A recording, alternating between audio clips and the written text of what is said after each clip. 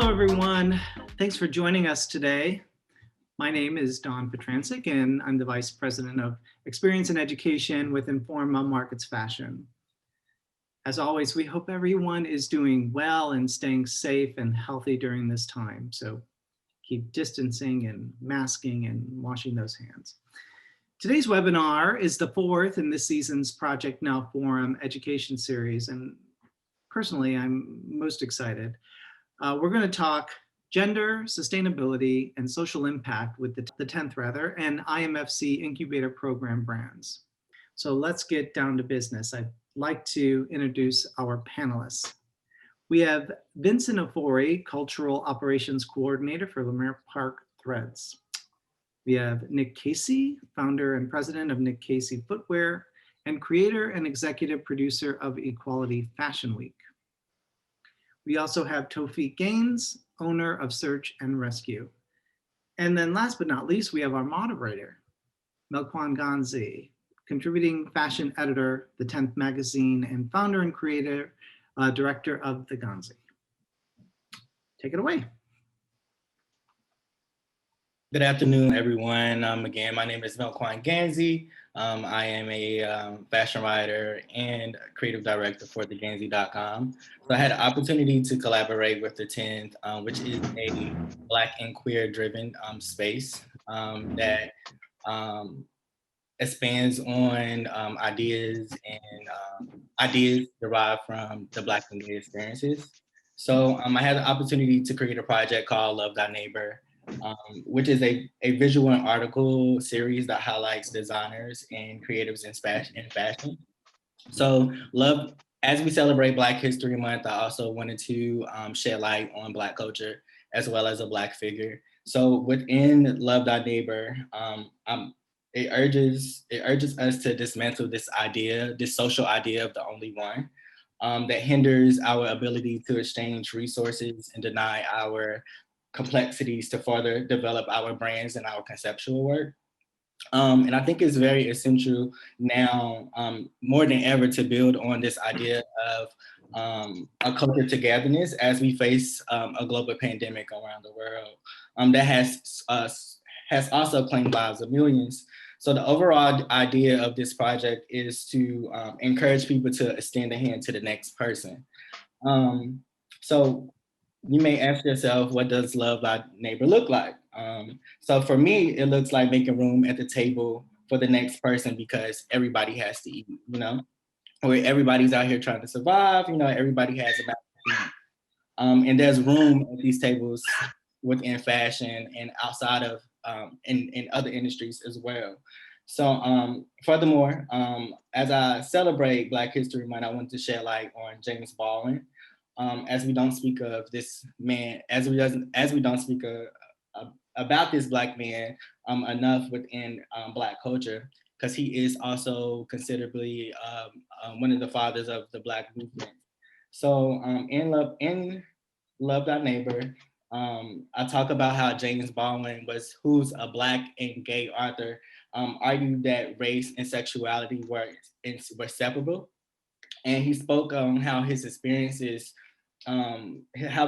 with discrimination and feeling as an outsider, even in Black culture as an openly gay man, gave him the privilege to gain unique perspectives outside of just being Black. So not only was he a Black man, but he was also a gay man. So he had this idea of intersectionality, which is what we are starting to speak about more and more today.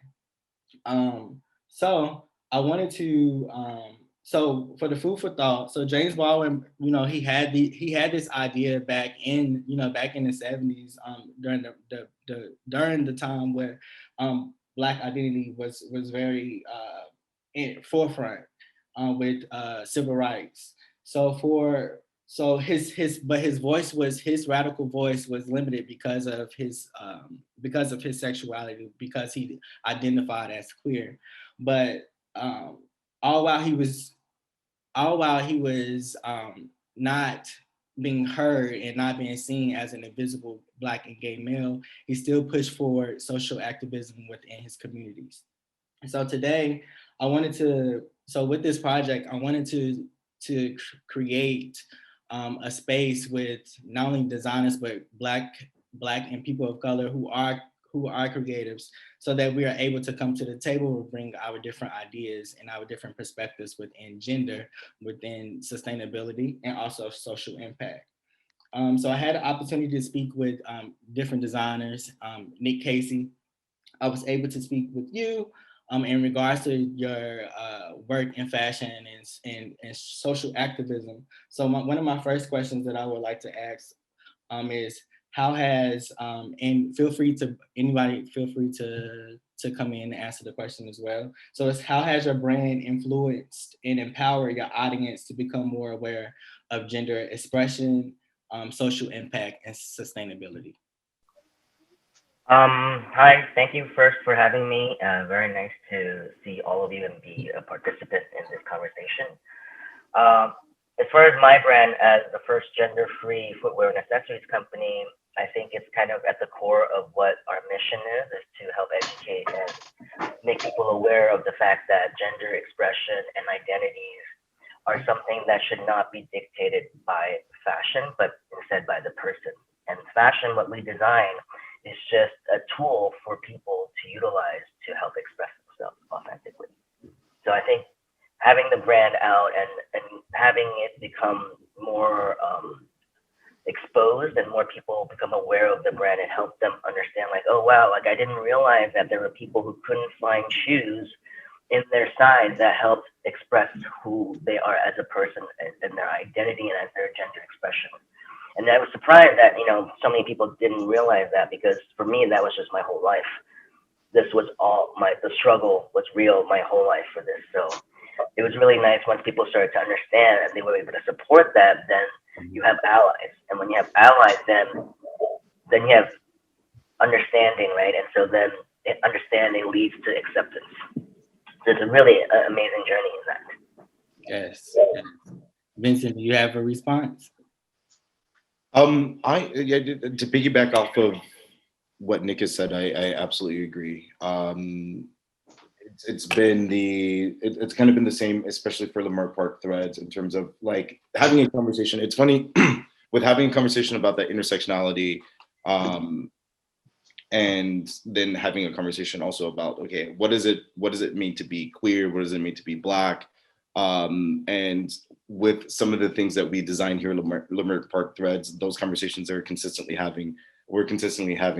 I think when it comes to like gender things, where gender comes into play, we are, as we're making and creating, it's a topic of conversation pretty much consistently. For example, what I'm wearing has the feel of a dress. If I were to stand up, you would say it has the feel of a dress.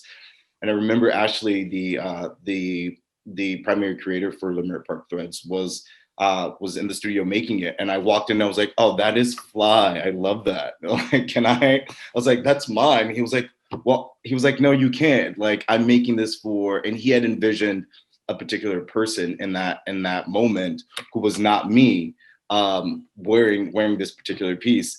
And I just kind of like, I walked away and I was like, oh, okay, never mind. I don't want it anymore. And then he gifted it to me a couple weeks later, and we had this amazing conversation about, okay, this is why we're doing this work. We're continuously challenging each other, and what it means to be a Black. He was like, maybe that was my Blackness and standing at the forefront in that moment, and not my queerness. To your point about James Baldwin and saying you have to kind of separate, there is a separation between the two. And he was like, in that moment, I was wearing my heteronormative sort of African American sort of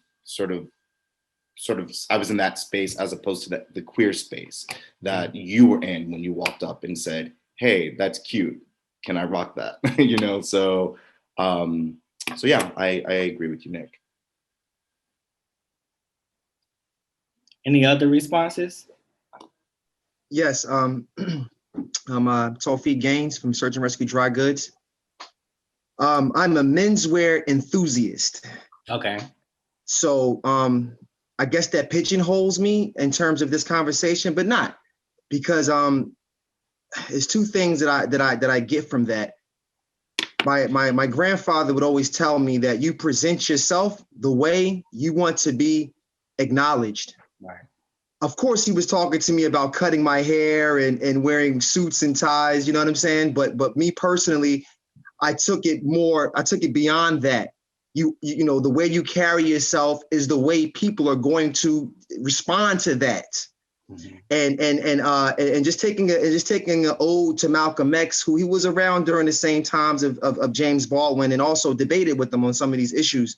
Right. But they believed in wearing the suit and tie and standing up with a more militant posture as a means to gain the respect that they were looking for their counterparts and their neighbors. Mm-hmm. That was their tactic. There was a showmanship. There was a uniform. So it shows what role fashion plays in terms of servicing the world and how they come out and identify and express and determine who they are in the world.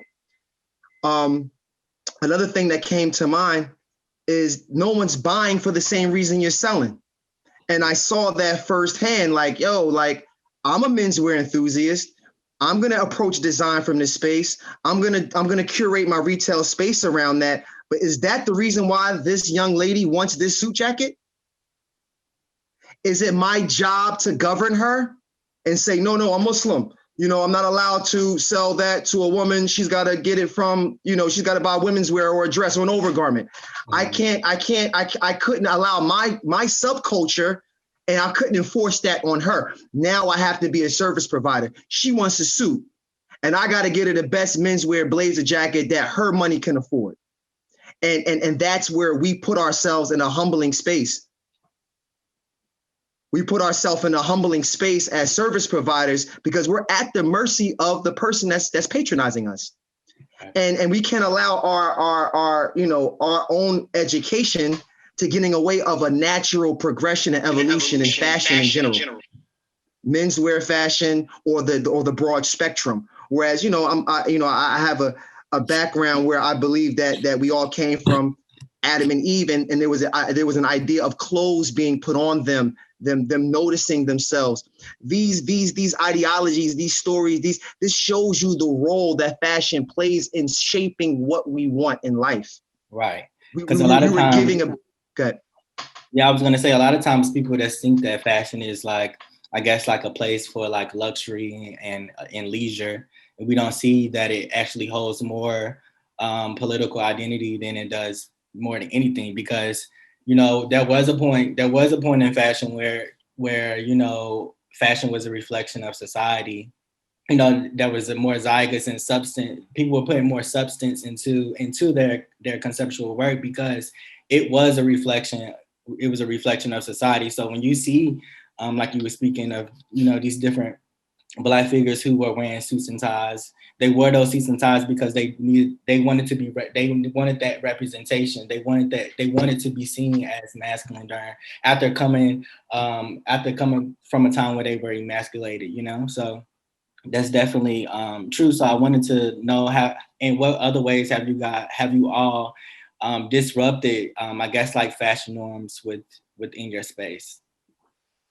Are you directing that to me, or that was going back to the order? For anyone.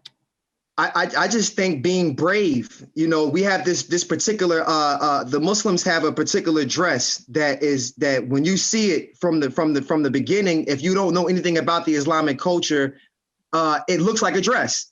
It's called a thobe or an izar. It's a waist wrap.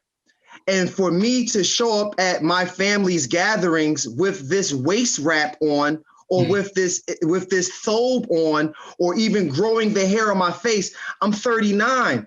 My granddad to this day chastised me about growing the beard on my face, and we can clearly see the beard is a professional norm now. Mm-hmm. So in my own space and community, I had to have the courage to be able to be in a professional space with an afro, be in a professional space with a beard, be in a professional space with a waist wrap in the early 90s, where that would automatically have you ostracized and put in a category that you may not want to identify with. And that's why I believe that it's everybody's individual responsibility to communicate the way they want to be addressed in speech, in dress, in mannerism. That's the pure street etiquettes.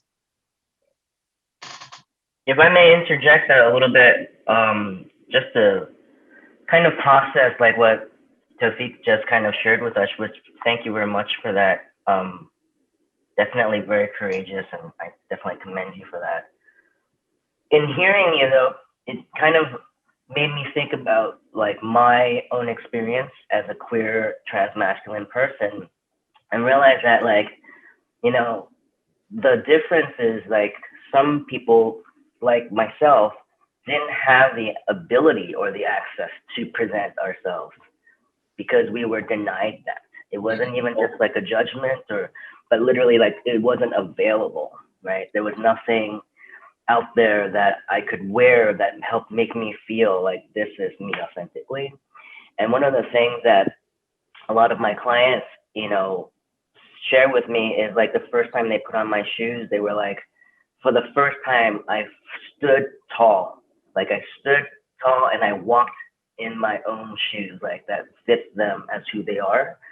And that's something that's so powerful, I think, because us, as you say, are providers, right? Like we're trying to provide. And it's so sad that, you know, at 2021, there's still only like a few of us doing things like that, that's providing things that are inclusive and allow all people to be who they are meant to be for themselves, right? And you're right, like it's not for us to decide and dictate what they can and cannot wear. But the beauty is that at least we're making it for them now so that they can have the choice, right? So, yeah. Thank you. Were you going to respond, Vincent? I I think in professional spaces, well, thank you guys both for sharing, because I really can vibe out with what each of you guys are sharing on a multitude of levels. Personally, for me, this is a topic for that I go through and kind of think about a lot. I'm a recent grad of I recently completed my coursework at UCLA School of Medicine. So being at the time that I was in medical school and going through all those things, like this is me naturally. And typically I have my hair in a big afro, I'm tatted up, I have piercings. That was always something that was in the back of my mind and something I dealt with. I had a few instances where people were either like, hey, your vibe is cool, I love that you don't give a F about rocking you and just being you. And then, there were some people that would sometimes give me like a little bit of a side eye, like, okay, you don't care, you're just gonna do you. But that is it's important. It's important to stay authentically yourself, to stay in that space that you feel that this is who I am. I am a creative outside of also being a student physician in this moment.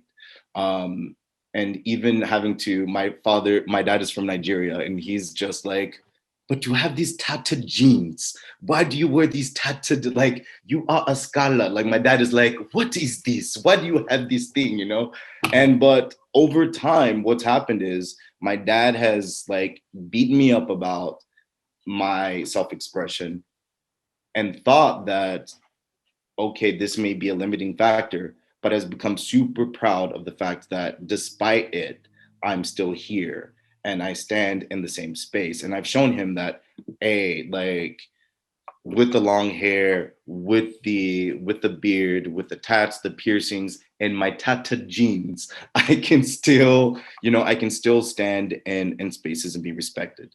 And so I think this is why we're doing the work we're doing. And I love this conversation that we all kind of stand in that space too. Yes, thank you for sharing that. So I wanted to, because I think that we already around this already. So it's like, how has your brands provided a safe haven for people who are often exploited who are often exploited? So like in the fashion industry, we all, like in 2019, we seen, Prada and Gucci, they did the black faces. what they did, like the patterns with black faces. So it's like, how has your brand in particular created a safe haven for people who are often exploited? So it's like, how is it safe for your audience to be a part of your brand? I think you're muted. Okay, I guess I'll take it. It's deep because I believe the entire brand is a social experiment.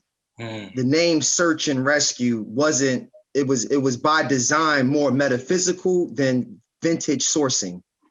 It was looking for the undervalued and allowing them to compete with the machine.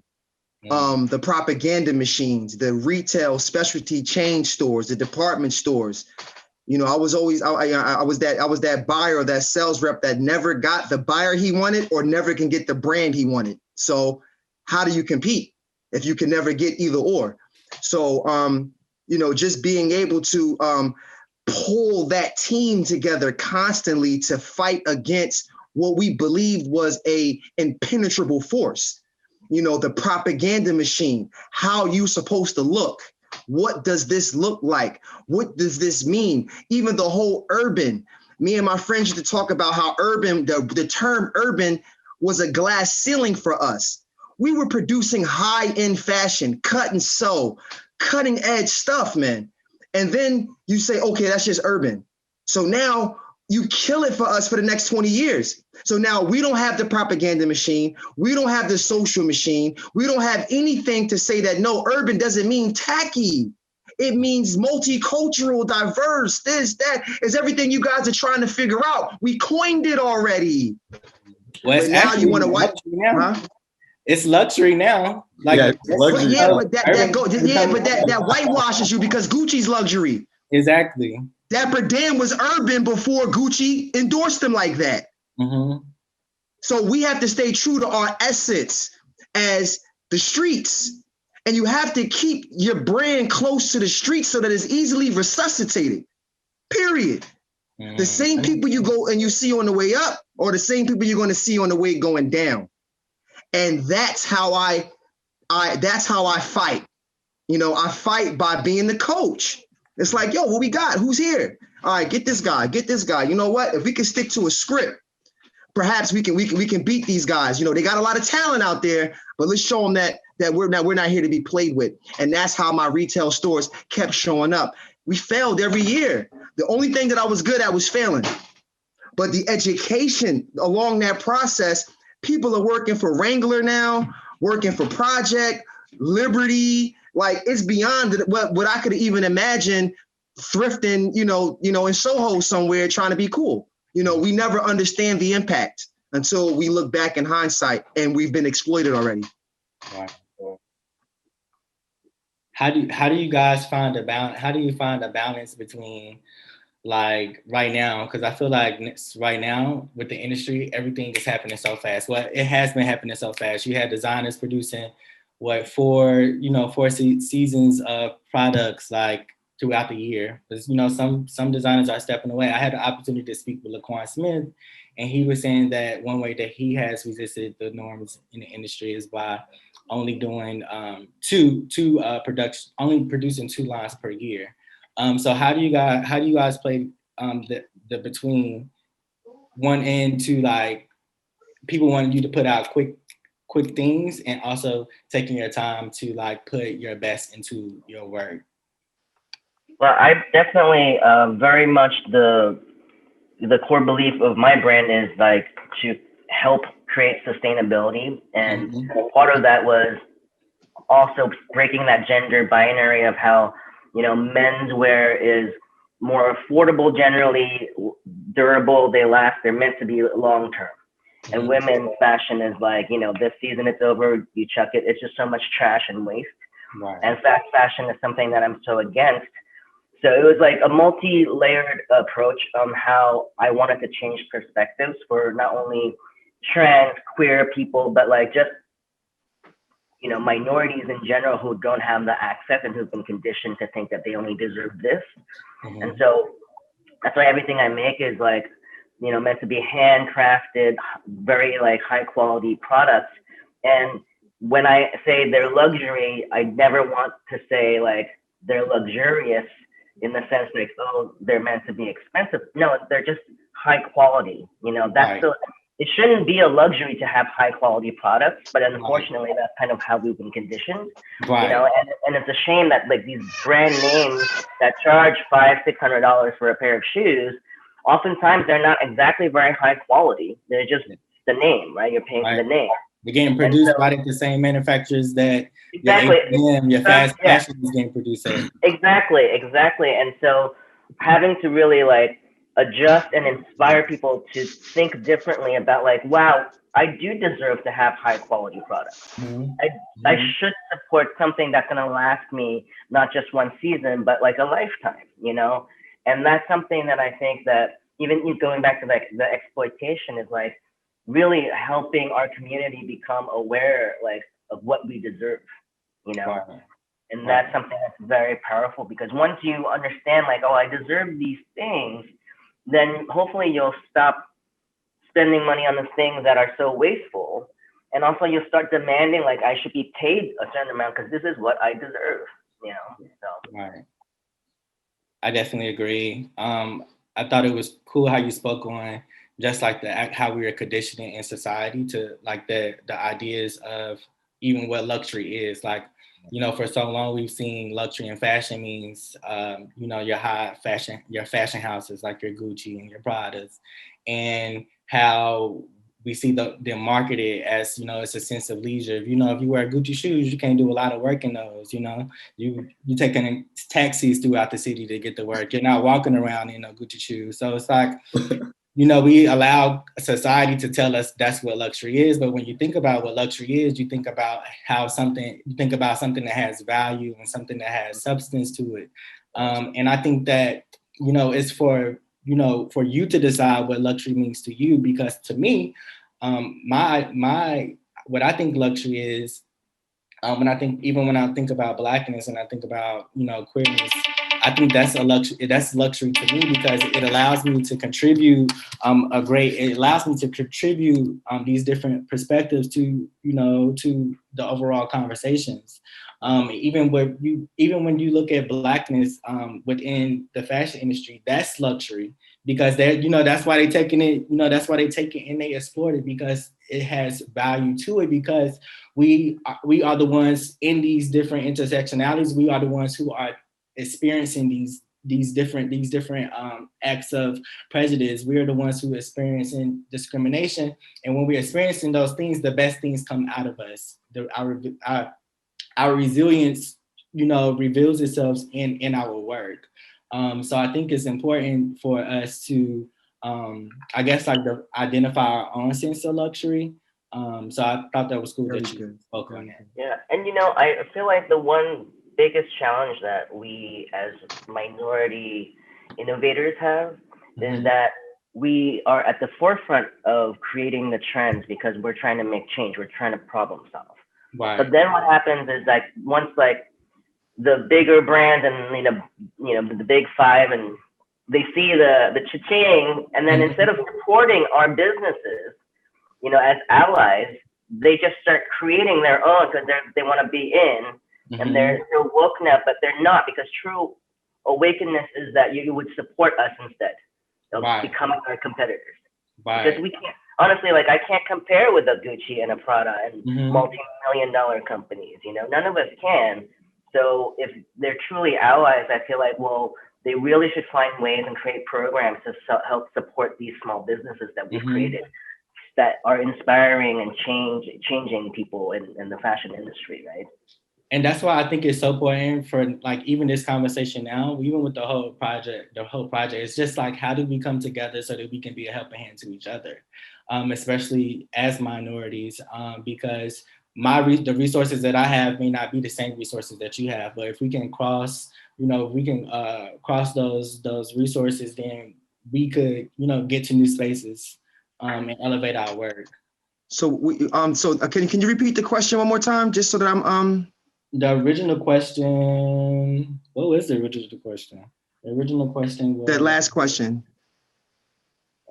I said, in what ways have your values No, that's not what I asked. No, I did. I said, well, I think I asked in what ways have your brands. No, I asked how do you play in the middle of the fashion industry moving so fast. Moving so fast. Yes. I wanted to speak on that moving fast. I believe that that fast fashion is a cancer to our society, period. Mm-hmm. Because what they do is, one time we used to do the Magic Trade Show. We used to call it, I'm not saying this to be prejudiced. I have no other name for this, but we called it the Korean section, okay? Mm-hmm. Don't take that as loose, okay? It's just the area where there's a lot of knockoff brands and a lot of, Asian continent brands, manufacturers over there. But like Chinatown, New York City. Like in Chinatown, but that's in the trade show, like Magic, or like off the off-price market. Okay. And we would call them the clickers. They would go around, they would go to everybody's booth and start taking pictures. So here you are, a young designer, fresh out of design school. You've been thinking about this idea, your degree thesis is based off of this particular design. Mm-hmm. You get it out there into the marketplace, and because somebody can produce it quicker, faster, cheaper, and sell it to H&M, you're driving for a tractor trailer company. I'm sorry, we cannot let that. And there's two other words that come to mind: design obsolescence and perceived obsolescence. This cancel culture has to stop. If I can't wear the Gucci's that my dad passed down to me, I'm not showing a wealth in the fashion house. If I got to get a new color Jordan every new school year, I can't save for college to play basketball to get my own sneaker endorsement. It's direct cause and effect. And we play into it with fashion, with arrogance, with conceit, and not allying the way we're supposed to, because it's something about this machine that we're even speaking on right now that is a log in the fire. It's only looking for what's next. That's it. If it ain't next, you're not relevant, you're not relevant, you're not social, you're not social, you're not current, you're not current, you're worth nothing. We have to stop that because, like my man said, we don't have the political power or the financial power to reverse that speed. So if I'm going to come up with a new idea, a new look, a new uniform, I need 10 years to saturate that. It can't be out of style. So we have the power to influence against that. We have the power to say, no, baggy isn't corny. Skinny jeans is cool. All of this stuff can live within a certain room of cool. And I think Instagram proved that to us. On my timeline, I got somebody who's wearing clothes from the 90s, clothes from the 70s, clothes from today, and it all brightens my timeline. It all is a picture for me. Why am I so attracted to that? Because when I go outside, everybody's got on Nike sweatpants. I'm not getting inspired. I'm not creating. And now I'm looking at video games to learn how to dress.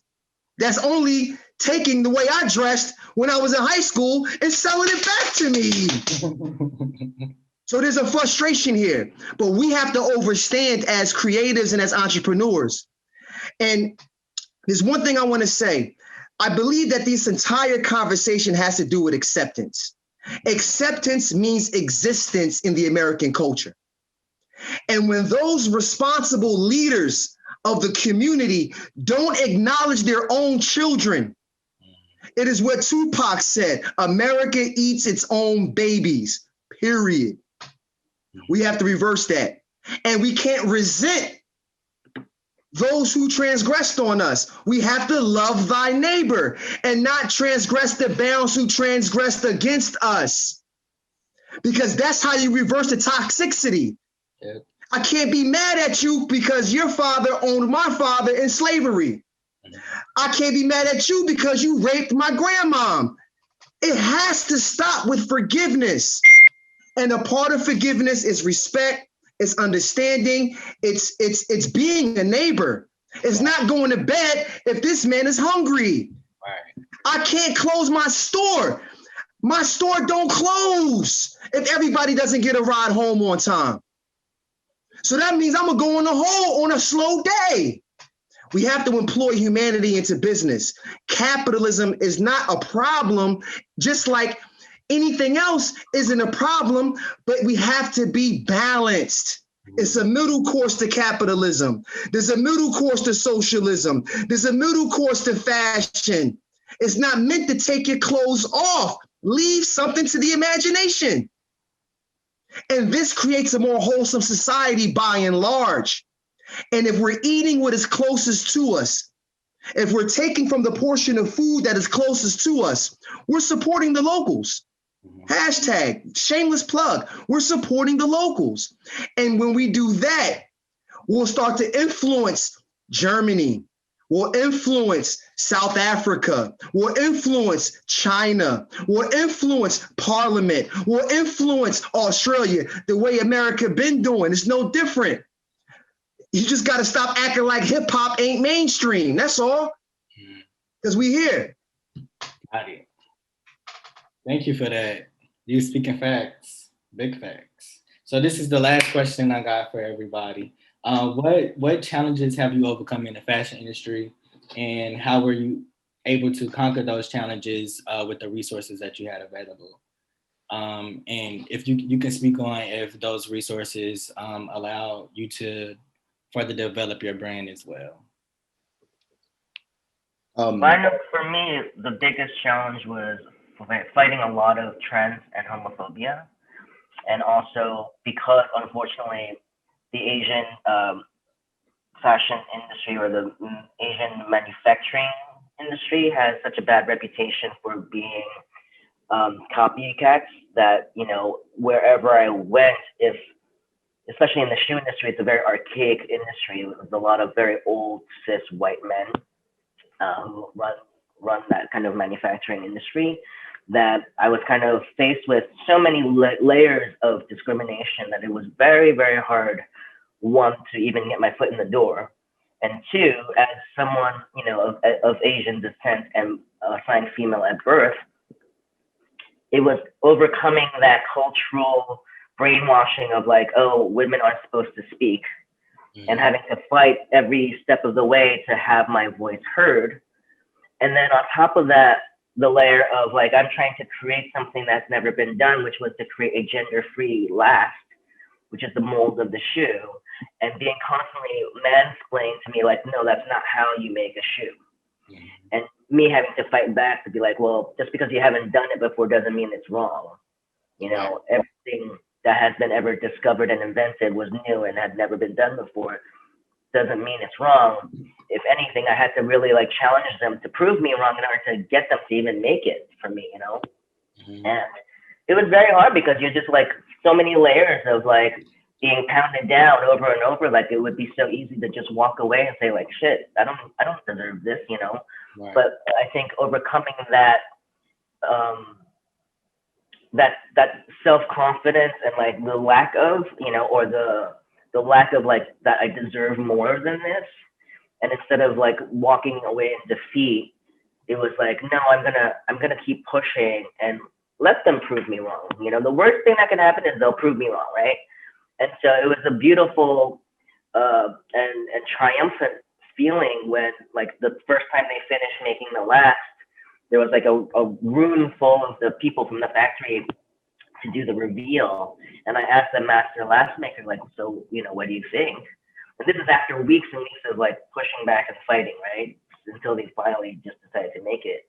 And he just kind of smirked, like you could tell like he didn't want to admit that it was fine, you know? And then he was like, it's good. You know, and then it was just like such validation, like, well, all of that pushing is worth it because we have to keep pushing. You know, we just can't give up. We have to persevere. We deserve it. We deserve to achieve that greatness that we seek, you know? And if you push hard enough, people just have no choice but to give in and give you the chance. So. Yes. Thank you for sharing that. And your shoes are so dope. Your boots are like really, really, really good. Yeah. I'm looking at them on the backdrop screen. Them Jones crazy. I'm a size 8.5. Yes, I love the wingtips. There's a pair of black and silver wingtips. They are so fire. So fire. Thank you. Yeah, and I even like the idea of a non-gender shoe. My wife wears the same size shoe as me and she stays ripping me off. And I'm looking at her like, yo, those would look kind of dope on you if we had similar arches. But Yeah. thinking about that, the way that he's approaching it, I believe is a necessity because a lot of women feel comfortable in menswear, period. Mm-hmm. Body shapes, we can't control it like that. You know, Right. it's too much of a line. I don't know what line to call it. I'm sorry, but it's too much of a straight line when it comes to ready to wear fashion. You know, and people just have to start to understand the spectrums, and that may have you exploring. You know, sometimes I might wear a women's shoe just because there may be a color story. It may be a certain silhouette. I just need that silhouette. I have small feet, so no one's buying for the same reason you're selling. You know, we have to remind ourselves of that. We are service providers, and we're only good as much as they like us. But what I feel like has been the problem is we haven't had platform. It's no way to get your voices heard. There's no trade show for you. There's no way to be compared to other institutions that people respect. You're just a little boy all the time, or a young guy, I'm 40 years old and guys are calling me, the boys, they're gonna come up. How are you calling me the boys? I got a stepson that's 18. How am I the boys? But I got long hair, I got a beard, I'm rocking sneakers, I got tattered jeans, I'm wearing a t-shirt in a professional setting. We asked for this, guys. We asked for this. So you can't want to make a change and not have stones thrown at you. You have to be patient with the harms and the trials that come as a result of what you want to establish. And you're going to see resistance. You will. And if it's a valiant cause, God will aid you. Period. No doubt about that. Period. And if it's something that needs to be looked at, people will challenge you. No doubt about that.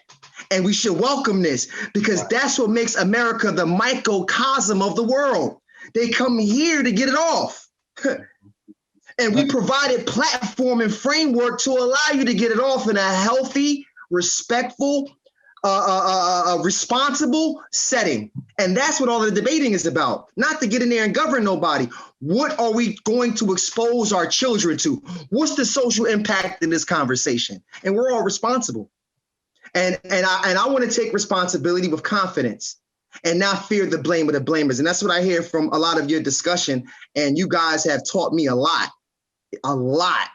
just getting prepared for this particular conversation. Yes. I just want to say we're living proof. Using our resources to fight systematic oppression and being resilient and all of the beautiful terminologies that you use to describe what we're fighting against here. I just think that if you stay alive, you're living proof.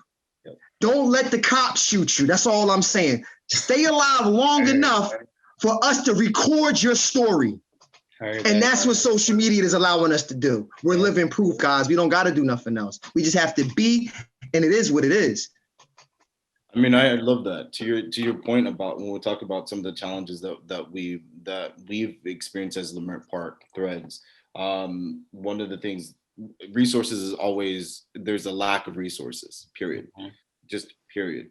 So one of the beautiful things that we've been able to do is partner with Soul Folks out in Leimert Park, who's a nonprofit, and we've been involved in mentorship with young folks, young designers who are developing their own brands and helping them with networking within the group. And what that's done for us is it's created a network, a community of folks who we always, when I have a question about, boom, we're trying to manufacture some stuff, I need to talk about wholesale. There's always someone with a network that is there to be able to lend a helping hand.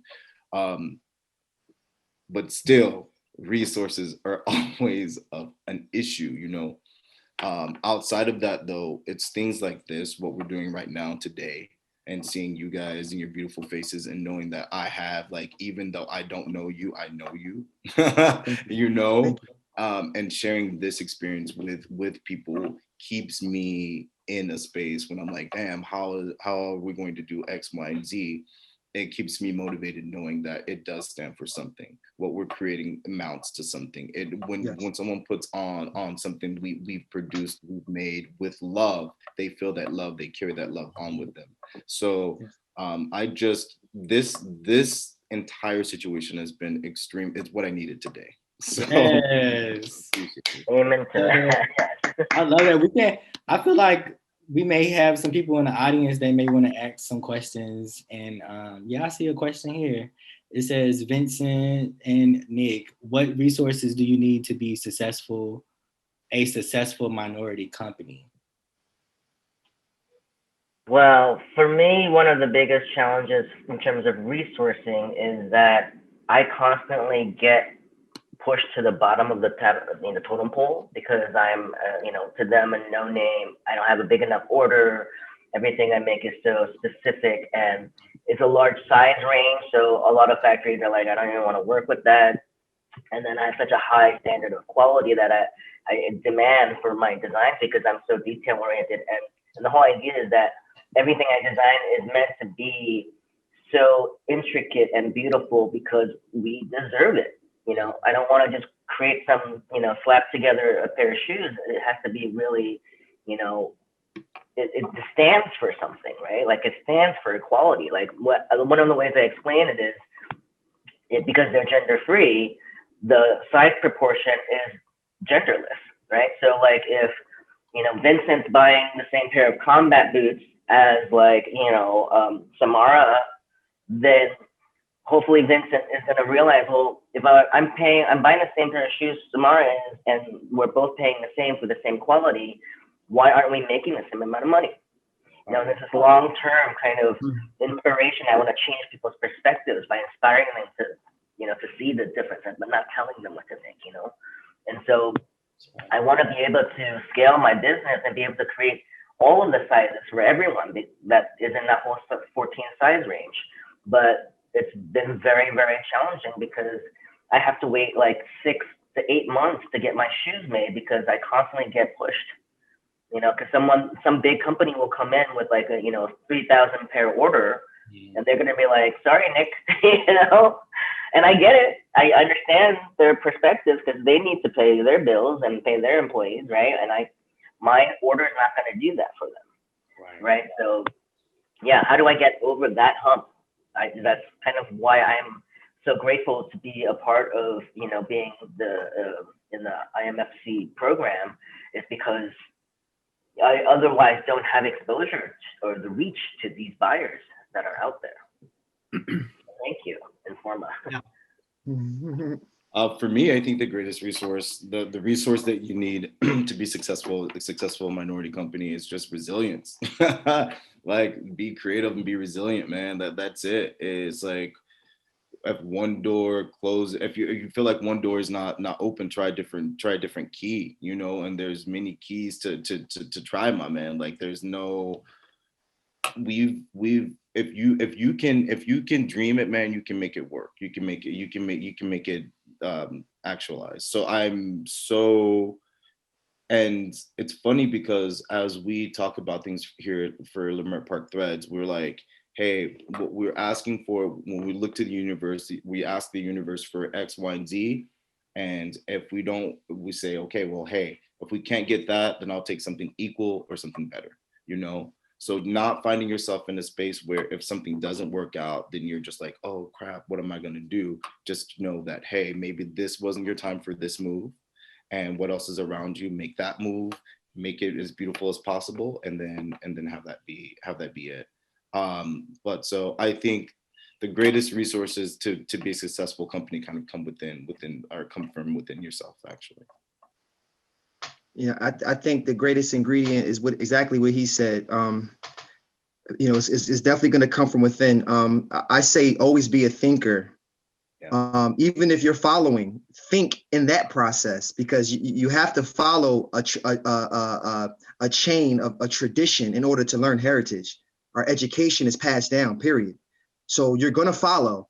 So I'm not going to give the blanket, don't be a follower, be a leader. No, because every good follower is the best leader. Yeah. So find a mentor, find somebody that you can ask questions to. I'm going to put them on blast, but Stefan Torrance, has been a major influencer to me, a major mentor to me. Somebody that I could just pick up the phone and ask a question that he's going to give me, perspective and knowledge and experience. Find somebody that you can gravitate to like that, and never stop thinking. Thinking is the mother of invention, and not even necessity. All right, everybody. I think we are finding ourselves at the close. I was taking notes, and some really amazing comments during the conversation. One of the things I just want to, before we close, Nick said, being truly woke would be big brands supporting the brands that originate the art, style, product, etc., and act as an ally versus a competitor. I just thought that was so, I need that on a shirt, on a billboard. I need that as a tagline. It's thoughtful, and it's smart, and it's supportive, and it's community. We had a great panel. The bad news is that we've run out of time and can't continue our conversation, which I'd love to, but I think there's going to be a little bit more happening somewhere else a little bit later tonight. But for now, I just want to say the panelists were absolutely outstanding, and I'm so glad to have had the representatives, the representation of different minds and thoughts and lives and experiences to contribute to this stew that we had that was so tasty and delicious. And I want to thank everyone who tuned in to listen and followed along. I mean, it was what I was hoping it would be, and then some. So thanks so much for tuning in to this session. Thank you for having us. Yeah, we'll see you all again next time.